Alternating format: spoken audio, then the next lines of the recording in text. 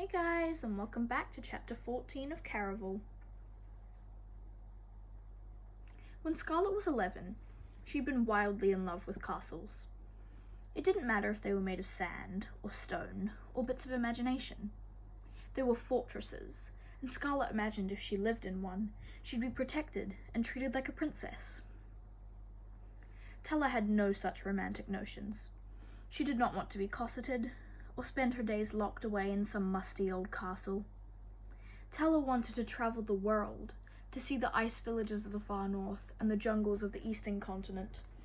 And what better way to do that than with a beautiful emerald green fishtail? Tella never told Scarlet, but she wanted to be a mermaid.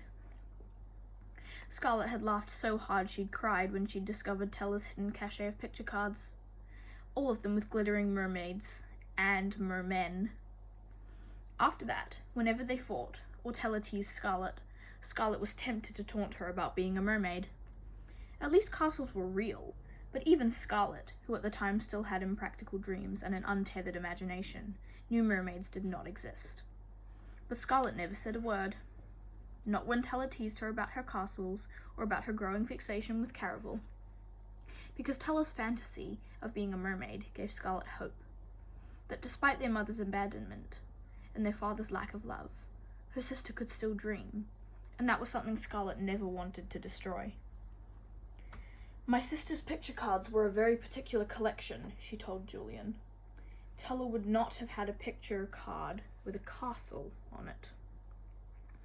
"I believe that's actually a palace," said Julian. "It's still not a picture she would have had. This must be the next clue." "You're positive?" Julian asked. "If you don't trust my knowledge of my sister, then you can find someone else to work with." "Believe it or not, Crimson, I like working with you, and I think I remember seeing that palace after we caught the boat last night. If you're right, and the card is the second clue, the palace is where we should look for the third one. When I played before..." Julian quieted at the sound of bootsteps. Heavy, confident. They stopped just outside the door to Tella's room. Scarlet peeked into the hall. "Why, hello there." Dante greeted her, with a smile a little too crooked to be perfect. Again, he was dressed in all black, matching the darkness of his tattoos, but he seemed to brighten at the sight of Scarlet. "I was just going by to check on you. Did you sleep well in my room?" Coming from Dante, the words sleep and my room sounded more than a little scandalous. "Who's at the door, my love?" Julian moved behind Scarlet. He didn't actually touch her, but the way he slid close was just as proprietary. She could feel the coolness of his body caressing hers as he placed one hand on the frame and the other on the door right behind her. Dante's charming expression vanished. His eyes darted from Scarlet to Julian. He didn't say a word, but Scarlet could clearly read his hardening face. She felt something shift in Julian as well. Julian's chest brushed her back, and when it did, every muscle was hard and rigid, at odds with his careless tone. Isn't someone going to introduce me?" "Julian, this is Dante," said Scarlet. Dante stuck out a hand, the one with a rose inked on the back. "He was kind enough to give up his room for me," Scarlet explained, "since there was a mix-up involving mine." "Well, then it's very good to meet you." Julian shook Dante's hand. "I'm so glad you could help my fiancé. When I heard about what happened, I felt sick. I wish she'd come to me." Julian turned to Scarlet, all false affection and infuriating looks. She was wrong about him being disturbed. He was enjoying this, playing the part of concerned fiancé just to scare away Dante when he really couldn't have cared less.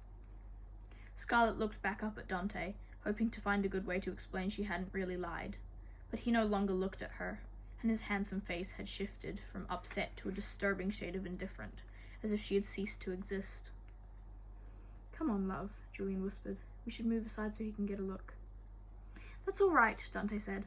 "I think I've seen what I needed." He took off down the hall without another word. Scarlet whirled on Julian the moment Dante was out of sight. "I am not your piece of property, and I don't appreciate your acting like it." "But you enjoyed the way he was looking at you?"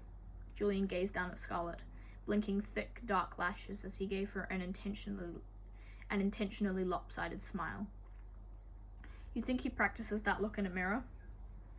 Stop it. He didn't look at me like that. He's just a nice person. Unlike some people, he was willing to make a sacrifice to help me. He looked as if he was willing to collect on that sacrifice too. Ugh, not everyone is like you.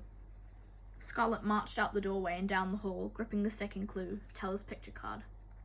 All I'm saying is, that one's bad news, Julian said. You should stay away from him.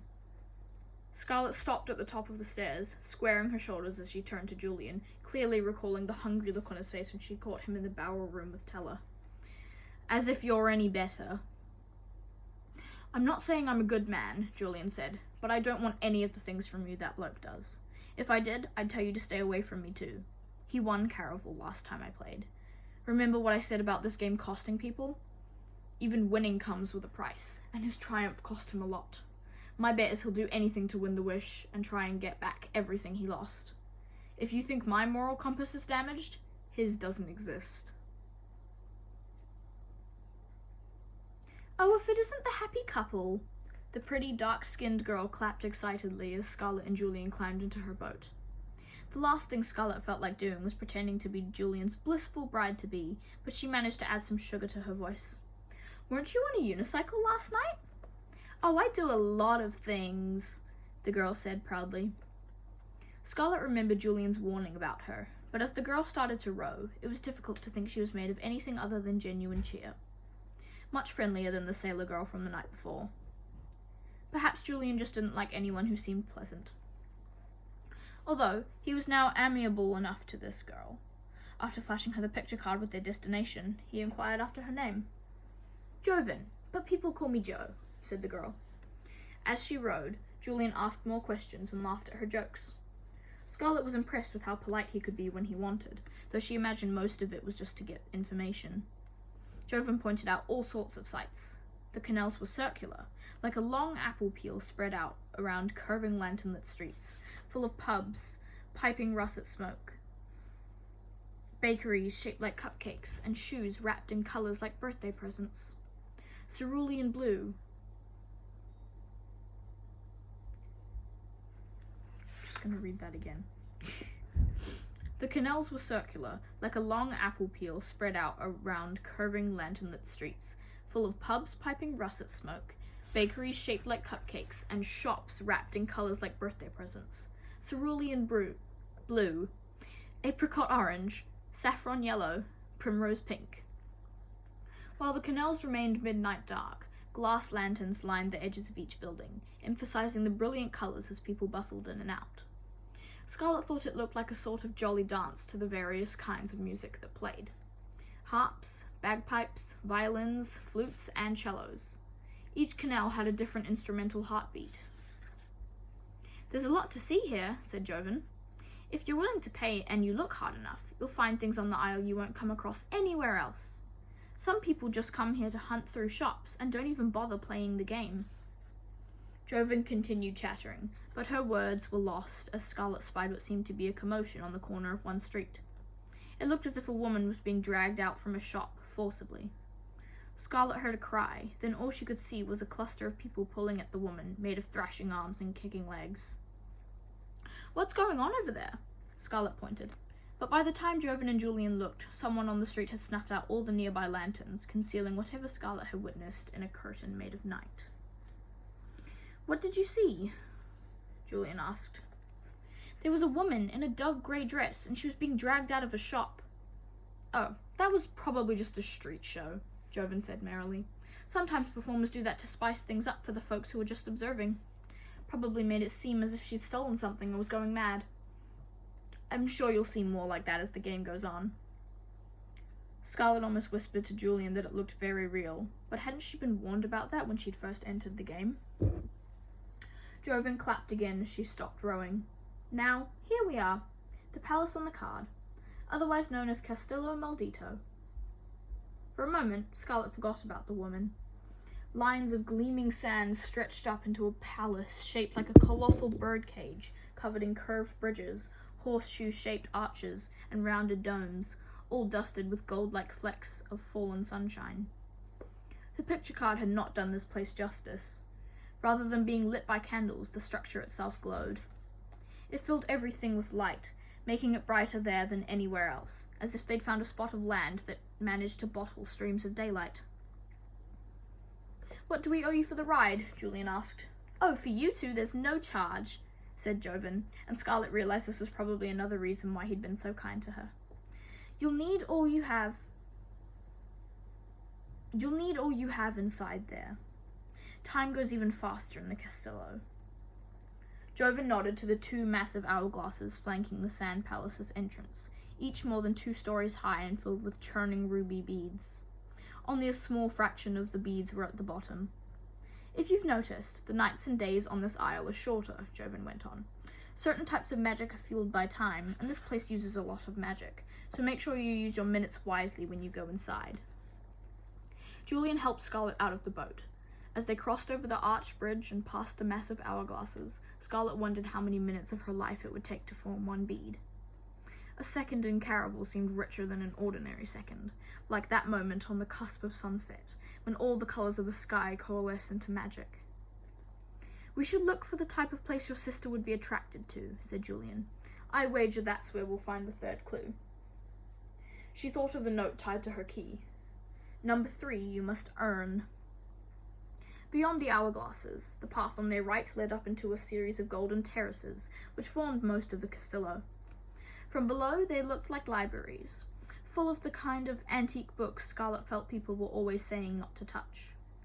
The path straight ahead fed into a massive courtyard, swarming with colour and sound and people. A banyan tree grew in the heart of it, teeming with tiny birds made of wonder. Winged zebras and avian kittens, miniature flying tigers wrestling with palm-sized elephants that used their ears to keep aloft. A motley collection of gazebos and tents surrounded the tree, music dancing out of some, while laughter tripped out of the others, like the jade-green tent selling kisses. There was no question as to where Teller would have ventured, and if Julian had asked, Scarlet would have confessed she was also mesmerized by what she saw in the tented courtyard. She should not have been tempted. Scarlet should have been thinking only of Teller, looking for her next clue, but as she watched the jade-kissing tent, fluttering with hushed giggles and whispers and the promise of butterflies, she wondered. Scarlet had been kissed. At the time she told herself it was nice, and she had been content with that, but now nice seemed like a word people used when they had nothing better to say. Scarlet doubted her nice kiss would compare to a kiss during Caraval. In a place where even the air tasted sweet, she tried to imagine the flavour of someone else's lips pressed to hers. "Does that strike your fancy?" Julian drew out his words with a throaty rasp, bringing an instant flush to Scarlet's face. "I was looking next door." She hastily pointed to a tent the unfortunate colour of plums. Julian's grin grew. Obviously he didn't believe her. His smile stretched wider as her cheeks grew pinker. "No need to be embarrassed," he said. "Although, if you need some practice before your wedding, I'm more than willing to help, for free." Scarlet attempted to make a sound of disgust, but it came out more like a whimper. "Was that a yes?" Julian asked. She gave him a foul look, meant to serve as a no, but apparently teasing her put him in a good mood. "Have you even seen your fiancé?" he asked. "He could be really ugly." "His appearance doesn't matter. He sends me letters every week, and they're kind and thoughtful and—" "In other words, he's a liar," Julian broke in. Scarlet scowled. "You don't even know what his letters say." "I know he's a count." Julian began ticking things off with his fingers. "That means he's a noble, and no one holds a position like that and manages to stay honest. If he's looking for an island bride, it's probably because his family is inbred, which also means he's unattractive." Julian's tone turned serious as one of his fingers came to rest beneath the bottom of Scarlet's chin, tilting her face towards his. "Are you sure you don't want to rethink my offer and consider that kiss?" Scarlet pulled away with a grunt of revulsion, but it was a little too loud, a little too wrong. And to her horror, rather than feeling distaste, a tingle of periwinkle curiosity pricked her senses. Scarlet and Julian were closer to the kissing tent now. Perfume wafted from it. It smelled like the middle of the night, making Scarlet think of soft lips and strong hands, dark stubble brushing her cheek that reminded her entirely too much of Julian. Ignoring the way her pulse kicked up speed, she tried to think of something clever to say in retort to Julian's next jibe. But for once, Julian remained quiet. In a way, his sudden silence was more uncomfortable than if he'd teased her again. She couldn't imagine her response to his offer had offended the sailor, although she noticed he didn't walk as close as before. Even when he made no effort to touch her, he was usually near enough that he easily could, but they continued through the courtyard, a little too far apart and much too quietly, appearing nothing like an engaged couple. "You wish to know your future?" asked a young man. "Oh, Scarlet sputtered as she turned and saw a wall of flesh. She had never looked at a naked man, and while this man was not quite that, he was so close to it she knew it would be improper to even consider entering his russet tent. Yet, she didn't back away. All he wore was a brown cloth that went from his hips to his thick upper thighs, revealing smooth plains of skin all covered in brightly inked tattoos. A fire-breathing dragon chased a mermaid across the forest on his abdomen, while cherubs shot arrows from above his ribs. Some speared koi fish, while others pierced clouds that bled yellow dandelions and peach flower petals. Some of the petals dripped towards his legs, which were covered in detailed circus scenes. His face was equally decorated. One purple eye looked out from each cheek, while black stars lined his actual eyes. But it was his lips that drew Scarlet's attention. Surrounded by tattoos of barbed blue wire, one side was locked with a golden padlock, while the other was sealed with a heart. "How much do you charge for a reading?" Julian asked. If he was surprised by the man's unique appearance, it didn't show. "I will uncover your future in proportion to what you give me," said the inked man. "That's all right," Scarlet said. "I think I'm quite fine discovering my future as it comes." Julian eyed her. "That's not how it looked yesterday when we passed by those ridiculous spectacles." "What spectacles?"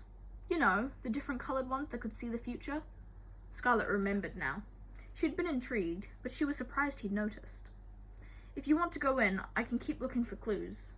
Julian pressed a hand to the small of Scarlet's back and gave her a gentle shove.